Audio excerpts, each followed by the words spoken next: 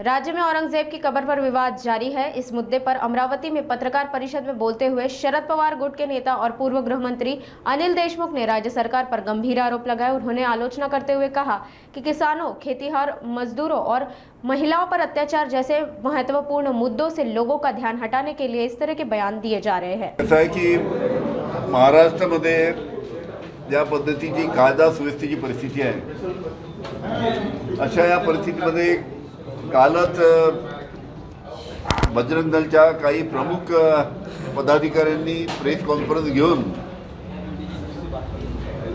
राज्य शासनाच्या माध्यमातून औरंगजेबाची कबर काढून टाकली पाहिजे आणि नाही काढली तर आम्ही कार सेवाकडून ती उकळून काढू अशा पद्धतीचं वक्तव्य केलं।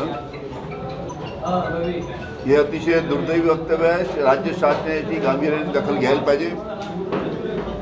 समाजामध्ये अशा पद्धतीची द्वेषाची भावना पसरवणं ही काही योग्य नाही। त्याच्यामुळे राज्य शासनाने कडक पावले उचलून या बाबतीत जे कोणी दोषी आहेत त्यांच्यावर कारवाई केली पाहिजे, हे माझं प्रामाणिक इथे मत आहे। की आज शेतकरी अतिशय अडचणीत आहे। कापसाला भाव नाही।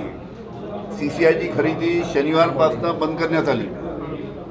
आता कोणतीही शासकीय कापसाची खरेदी नाही आहे।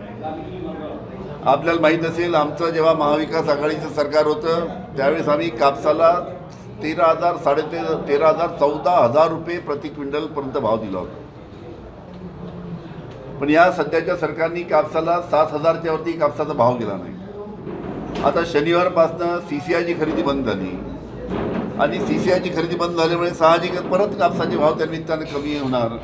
त्याचा CCIनी खरेदी कमी केल्यामुळे व्यापारी त्याचा फायदा घेणार। त्याच्यामुळे कापसाला भाव नाही, सोयाबीनला भाव नाही। आपल्या जिल्ह्यात संत्रा मोसंबी फार मोठ्या प्रमाणात होते। काय परिस्थिती आपल्याला कल्पना आहे। कांद्याची परिस्थिती पहा, धानाची परिस्थिती पहा। त्यामुळे जे शेतकऱ्यांचे जे प्रश्न आहेत त्या प्रश्नाकडे राज्य शासनाचं लक्ष नाही। जे महिलांवर अत्याचार होत आहेत तिकडे लक्ष नाही। त्याच्यामुळे हे सर्व जे ज्वलंत प्रश्न आहेत महाराष्ट्रातले, तिथून लोकांचं लक्ष भरकटण्यासाठी अशा पद्धतीचे वक्तव्य, औरंगजेबाची कबर खोडून काढा अशा पद्धतीचे वक्तव्य किंवा छत्रपती शिवाजी महाराज अवमान करणं अशा पद्धतीची वक्तव्य फक्त जे ज्वलंत प्रश्न आहेत त्या प्रश्नापासून लोकांचं मत त्या निमित्तानं भटकवण्यासाठी अशा पद्धतीचे प्रश्न उपस्थित करण्यात येतात। विधानसभेमध्ये पाहिलं, विधानसभेमध्ये अधिवेशन चालू आहे। विधानसभेमध्ये अधिवेशन चालू असताना ज्या पद्धतीनं आमचे महाविकास आघाडीचे आमदार हे सर्व प्रश्न अतिशय प्रभावीपणे तिथे मांडतात। जिल्ह्यात सुद्धा आमचे सहकारी, आमचे पदाधिकारी आपल्या आपल्या पद्धतीनं तिथे निवेदन देत असतात, तिथं आंदोलन करत असतात। त्याच्यामुळे हे जे सर्व प्रश्न आहेत त्यासाठी राष्ट्रवादी काँग्रेस पक्षाचे जेवढे पदाधिकारी आहेत जिल्ह्यात ते सातत्यानं आपली प्रभावीपणे भूमिका तिथे मांडतात। सर, एक शेवटला म्हणजे तुम्ही लाडकी बहिणीचा मगाशी उल्लेख केलेला आहे। मंत्री आहे संजय शिरसाट यांनी म्हटलं की लाडकी बहिणीमुळे सरकारवर बोजा वाढलेला आहे। दुसरीकडे दत्ता भरणेंनी हे वक्तव्य केलेलं आहे। दत्ता भरणे असली अजून कोणी सर्वांना माहीत आहे।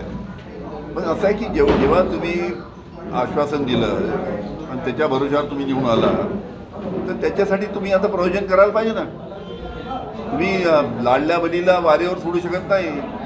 लाडल्या बहिणीला तुम्ही 2100 रुपये कबूल केल्यानंतर आता तुम्ही मागे येऊ शकत नाही। लाडल्या बहिणीचे नावं तुम्ही जी कमी केली, 50 लाख नावं लाडल्या बहिणीची संपूर्ण महाराष्ट्रामध्ये कमी केली। अशा पद्धतीनं लाडल्या बहिणीची तुम्ही फसवणूक करू शकत नाही। निवडणुकीमध्ये त्या लाडल्या बहिणीचे मतं घेतले आणि आता 50 लाख लाडल्या बहिणीचे नाव तुम्ही कमी करणार, त्यांना 1500 रुपयाऐवजी 2100 रुपये देणार नाही। या सर्व बाबी आम्ही सातत्याने मांडतोय।